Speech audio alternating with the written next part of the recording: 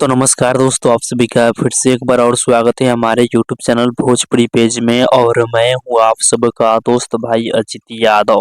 दोस्तों देखिए, खेसारी लाल यादव जी का राजा राम फिल्म का एक और गाना कल सुबह सुबह 11 बजे सारेगामा हम भोजपुरी के यूट्यूब चैनल पर रिलीज किया जा रहा है।